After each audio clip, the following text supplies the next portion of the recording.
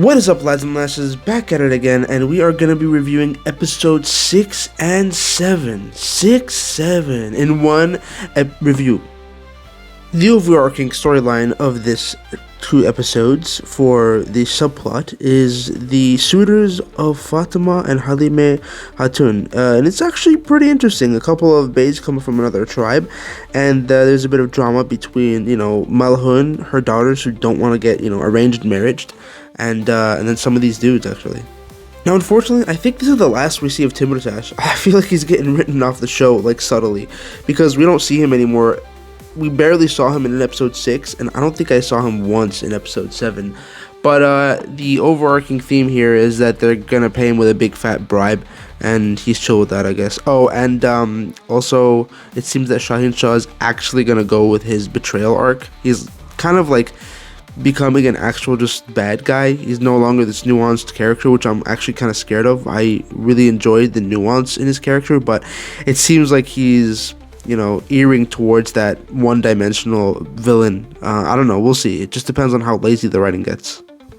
A little too late, but they brought in a dervish to kind of be the religious backbone of the series, but this guy doesn't really have any presence to him either. He wasn't very memorable. He just seems like a generic guy, and they just slapped the Ibn Arabi costume over him, and that's just lazy in my opinion, but we'll see. They continue with the Flavius subplot. Again, he's doing wonderfully phenomenal with his character, and he's gonna crack. I feel like we can all see the writing on the wall. He's gonna convert, or he'll just be a dude on our side. We'll see. But he's definitely truly in love with Fatima at this point.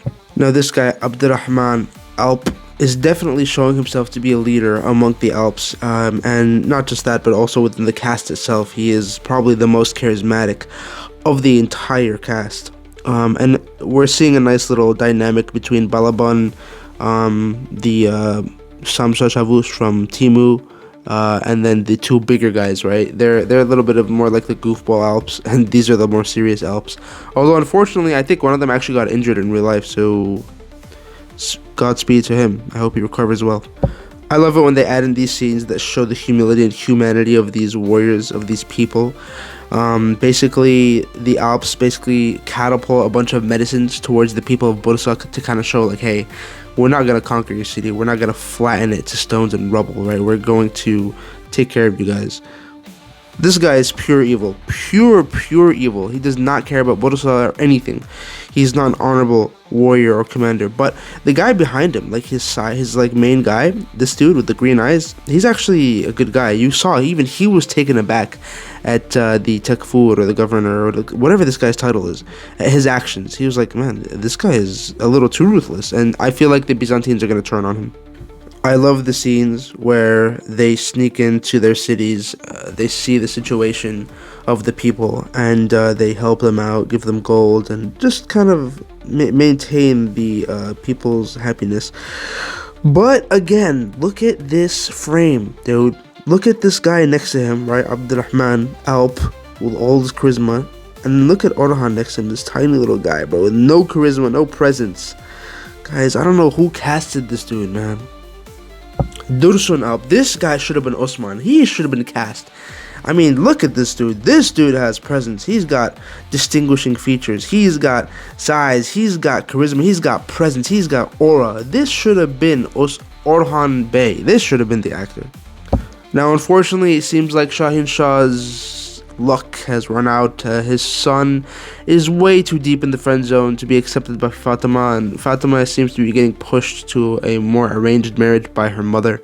But yeah, this guy is just, Shahin Shah's taking L's from all sides, man. He's taking L's from the side of his, child's future. He's taking L's from his stance in the tribe. He's taking L's from, and just disrespect. I mean, I don't blame this guy for becoming a traitor. I do not blame him.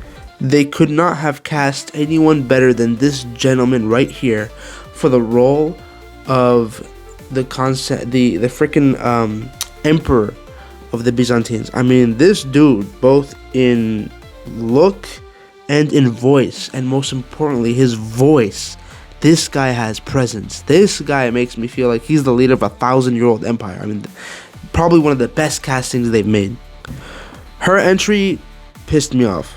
her entry made me so mad. The whole unnecessary front flippy, dippy, trippy, blippy things with throwing the 2 daggers. I'm like, come on, dude. This is a lady. This is a Byzantine princess, guys. I'm so sick of seeing every single woman be a freaking martial artist, like absolute overpowered monster. Like, look, it's not that I have anything against ladies. No, I like the female warriors, right? I think it's cool as hell. But it has to make sense. Like, you can't have every single lady. Like, this lady was raised in a freaking Byzantine palace her whole life. How did she become some freaking ninja or samurai? Same with Bala, for example. Bala Hatun. I mean, okay, fine. I get Bala. You know, maybe, right? She's the wife of a Turkic warrior who is like always on the run, always fighting. Like, I can see if she has some skills, right? But like beating like freaking Mongols at age 50 with Turgut's axe, like, bro, no. You know what I mean? Like, guys, please, you guys, this is like ridiculous. This, okay, you know, like, let's be equal here. Let's be equal.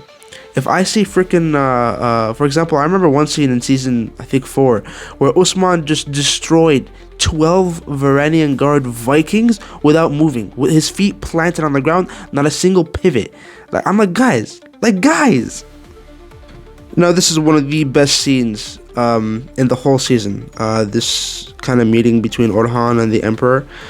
I will say it should have been a little more grand, right? A bigger set and a lot more soldiers. I mean, this is the freaking emperor of the Byzantine Empire, right? You know, you just have a handful of soldiers by him and this like really cheaply built platform where they're gonna just sit. No. Like, it should have been a lot more grand, in my opinion. You really want to feel the weight of the world when you have the emperor of an entire empire. So yeah, I feel like it was a little lackluster, but in terms of cinematography, I thought it was one of the best. And the Templar invasion and assassination of the Empire was really, really well done. It was pretty cool to see all the old guys fighting for once. Yeah, just a wonderful scene, wonderful set piece, wonderful way to end off the episode. Actually, watching the Emperor getting like shot in the back by an arrow was not that great. You know, again, like I said, the dude should at all times have like 1 million soldiers around him. This would have never happened. But I digress. This was cool. This was a cool ending. Cool to watch the Templars fighting the Byzantine and the Turks, and awesome to see Boran and Jedukatai back with their old moves. So yeah, nice ending. Now let's move on to episode 7. Back where we left off, we get to see Flavius absolutely decimating some Templars. This whole Templar situation is cool. They all beat up Templars for like 20 minutes, and Daphne seems to be formulating a crush on Abdurrahman, who sort of reciprocates the feelings back. Now, I don't know how genuine it is from Daphne's side, but Abdurrahman, he's kind of like, you know, on and off about it. And then this is Orhan's reaction to everything. His dad's gonna die, he's gonna look like this. He's gonna conquer Constantinople single-handedly, he's gonna look like this. Everything in between, he's gonna look like this, and he looks so small. It doesn't matter how many layers you put on the guy, he looks small. His face is small. He has no beard. His beard is weird. Yeah, he's cooked, bro. I'm sorry. I love this scene right here where Dursunal takes one of the Bey's sons and just slams him into the mud. And there's a little hint. He may come from royal roots. He's not just your average Joe. So pretty cool. Foreshadowing. Now, the commander of the Templars definitely looks like a very, very strong villain. So I'm excited to see this. And once again, Saros is just showing how vile he is. I mean, this dude is a snake in the grass. Flavius realizing and turning on them is going to feel so gratifying. Jedukatai Bey, good to see him in command. He's a pretty cool guy, a pretty cool actor. And by the way, little known fact, he's actually a director. He directs theater plays, and the most recent one, Burak Oshevit, is in it. And Burak Oshevit is really, really displaying his acting chops, almost as if to say, hey guys, I'm a fantastic actor, one of the best of all time. Look at the script that Bozak gave me. Look at the difference between when I work for a friend, when I work with passion, versus when I'm fed a terrible script. This scene right here reminds us of the Templars' resolve. I mean, these guys will fight to the death for their goals and even sacrifice themselves for the betterment of their beliefs. So they are going to be a vicious enemy. And I think that they've introduced them because they need a substitute for the Mongols. They know they can't rely on Mongols anymore. And by the way, they've decimated the Mongols' reputations by letting them get beat up so easily all the time. And it's just tragic. But I digress. Something that catches my eye here all the time is that look at Daphne, how she's blonde with blue eyes. You know, she looks like a proper Byzantine princess.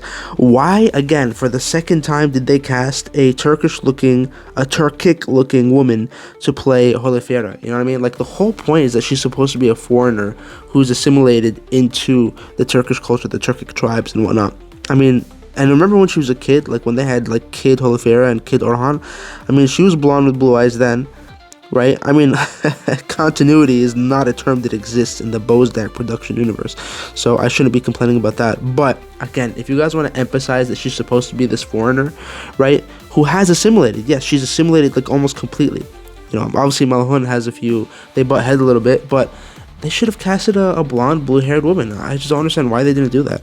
Like, Orhan, yeah, I understand. You know, I feel like Orhan, the features, the physical features, right, black hair, olive skin, dark eyes, you know, that makes sense for Orhan. I never understood why they casted like a blonde-haired, blue-eyed guy for Orhan earlier on, right, in Osman.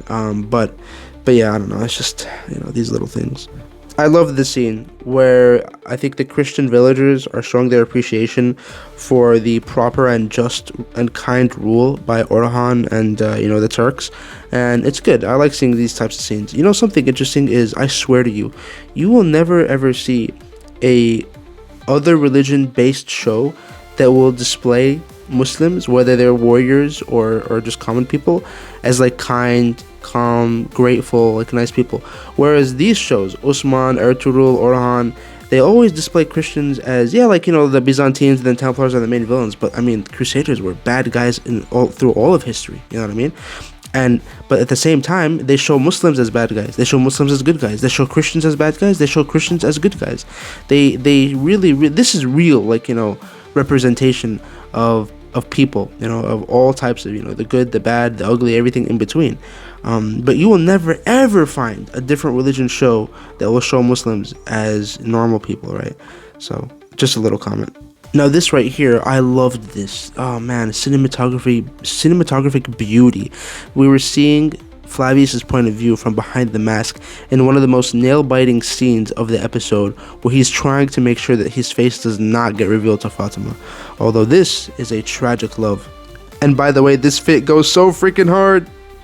So Orhan and Flavius make a little treaty saying they will not attack each other, I think in secret, until they get rid of the Templars, who are a problem for them both.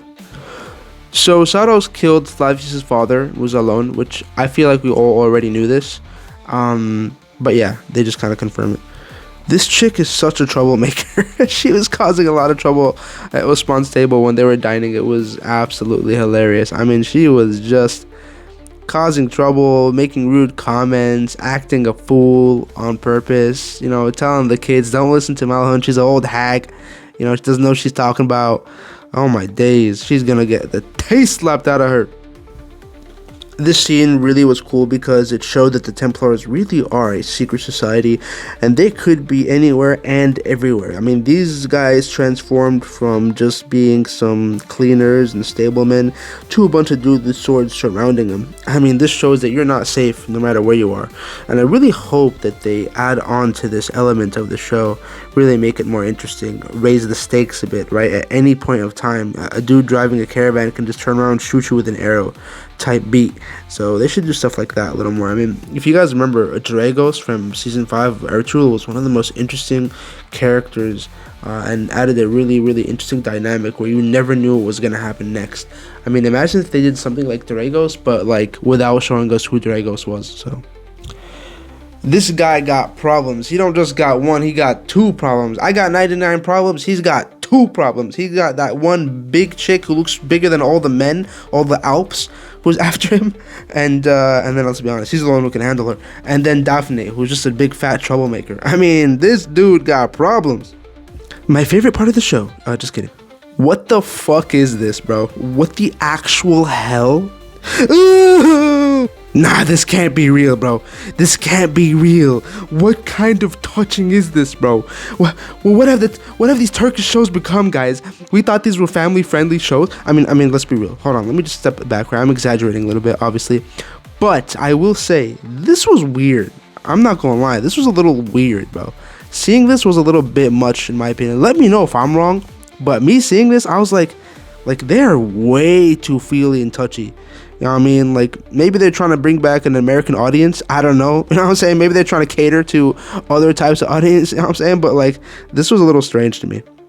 Then again, maybe I'm mistaking Fatima for Holifiera. They look exactly the same, so maybe I'm tripping. I don't know. Something about these shows, they really have a bad habit of downplaying the grand scale of some of these characters. Again, this is an emperor. This is the emperor of the Byzantine Empire, and he's out here sitting in a cave. Like, I don't know, guys. Once again, my favorite character, the one who should have been Orhan, my boy, Dursun Bey. And yes, he is a Bey. We can all I already know he's a Bey. A son of a Bey. Really nice scene between him and Halime. Zero presence Orhan, trying to scream, but not able to scream because he has no bass in his voice. And once again, this episode ends in absolutely fantastic fashion with a very crazy event going on with the Templars. As you can see that symbol down there, it's almost like a little pagan symbol. This symbol over here is like very associated with dark magic and whatnot, which, you know, obviously the Templars are not too low to go for, even though their religion is totally against that. I don't really know, but again, this episode ended with absolute spectacular fashion, leaves you on a cliffhanger. As always, the first 30 and last 30 minutes of these episodes are always really, really well done and just like nail biting and really fast paced. So I'm interested to see what goes on next episode. I will catch up to episode 8, hopefully episode 9, and drop a review soon. I also have other videos coming up. I'm going to try to keep my cadence up. Oh, let me review these episodes. So I would say 6, 7, get to 6.7 altogether. That's the average score, guys. We're staying with the memes. We're sticking with the memes. We're memeing it up, all right? But nah, I would actually say episode 6 and 7, I'll say altogether, I'll give it like 6.5 out of 10. And the only reason why is because, in my opinion, I don't like it when the episode starts to rely only on the first 30 and last 30 minutes and then fill the rest of it with fluff. I will say Kurulus Orhan, out of all the other Turkish shows, does the best in keeping the entire 2 hours and 20 minutes full of really good content. Which is why it's the most palatable show for me.